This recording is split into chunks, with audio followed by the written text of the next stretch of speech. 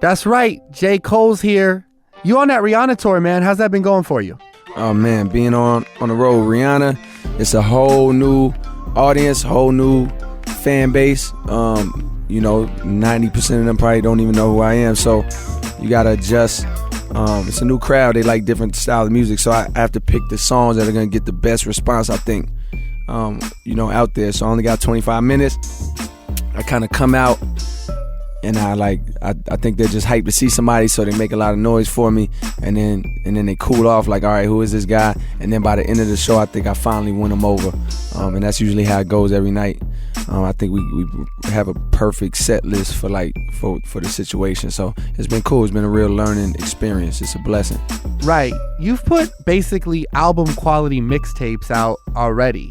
Was it tough, or how did you go about finally picking this first single for your new album? Yeah. In terms of the single, picking this single, it was actually many times throughout this process it was going to be different singles. Like, we had, I can at least say maybe 4 or 5 possible singles that, like, it felt like the one.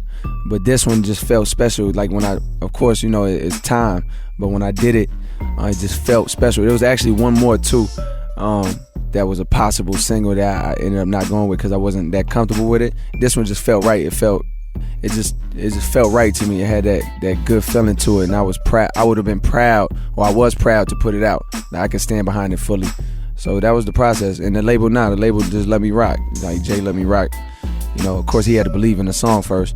It's not like he just would have let me put anything out, but he let me rock.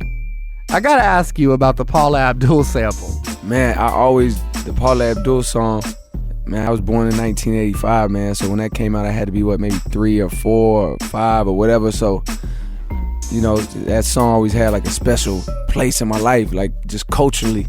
I remember that song.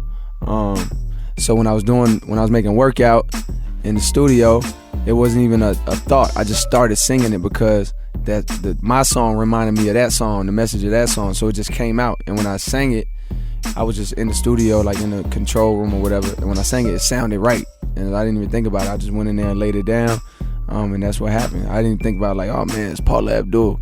I think it's cool. It's a nice little part. Got a good thing. Don't know if I'ma see you again, but is that a good thing? 'Cause girl, I can't be your man.